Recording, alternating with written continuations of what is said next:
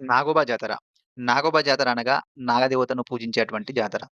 ఈ నాగోబా జాతర అనేది తెలంగాణలో నిర్వహించే జాతరల్లో ప్రధాన జాతరల్లో నాగోబా జాతర ఒకటని చెప్పుకోవచ్చు.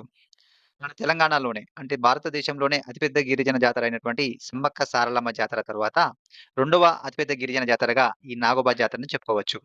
ఇది ఎక్కడ జరుగుతుంది? ఏ జిల్లాలో నిర్వహిస్తారు అని చూసినట్లయితే ఇది తెలంగాణలోని ఆదిలాబాద్ జిల్లాలో ఇంద్రవెల్లి మండలంలో ఉన్న కేశలాపూర్ గ్రామంలో ఈ నాగోబా జాతర అయితే జరుగుతుంది.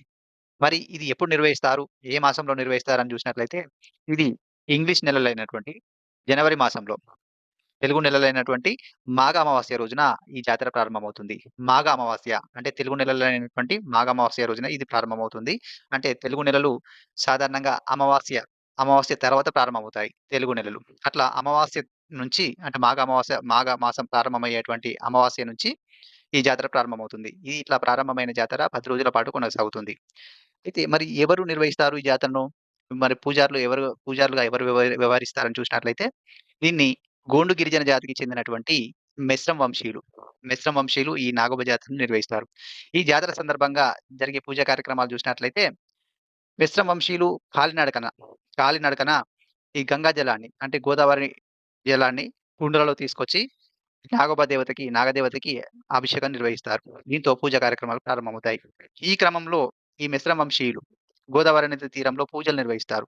ఏం పూజలని చూసినట్లయితే తూము పూజలు నిర్వహిస్తారు. తూము పూజలనగా తమ పూర్వీకులను స్మరించుకుంటూ చేసేటువంటి పూజలు. వీటిని తూము పూజలంటాం.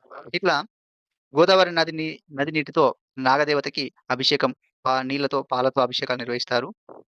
అదే విధంగా సంస్కృతి సంప్రదాయంలో భాగంగా మిశ్రమ వంశీయులు కొత్త కోడళ్ళ పరిచయ వేదికను కూడా ఏర్పాటు చేస్తారు. ఈ కొత్త కోడళ్ళ పరిచయ వేదిక అనేది దీన్నే బేటింగ్ అంటారు. ఇది ఎందుకోసం నిర్వహిస్తారంటే, నాగదేవతకి తమ వంశంలో కొత్తగా పెళ్లైనటువంటి ఆ కొత్త కోడళ్ళను నాగదేవతకి పరిచయం చేస్తూ, తమ వంశాభివృద్ధి కోసం నిర్వహించేటువంటి ఆ పూజా కార్యక్రమాలనే కొత్త కోడళ్ళ పరిచయ వేదిక. దీన్నే బేటింగ్ అంటారు. ఈ జాతర సందర్భంగా ఈ జాతర మూడవ రోజున ఆహ్, ప్రజా దర్బార్‌ను నిర్వహిస్తారు. అంటే కలెక్టర్ ఆధ్వర్యంలో ప్రజా దర్బార్‌ను నిర్వహిస్తారు.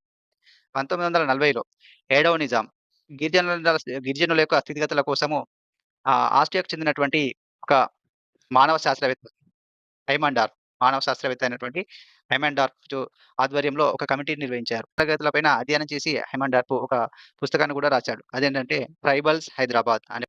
అయితే హైమండార్ఫ్ ఈ గిరిజనుల సంక్షేమం కోసం ఎన్నో కార్యక్రమాలు మరి వాళ్ళ యొక్క స్థితిగతులను మెరుగుపరచడానికి ముఖ్యంగా కృషి చేశాడని చెప్పుకోవచ్చు.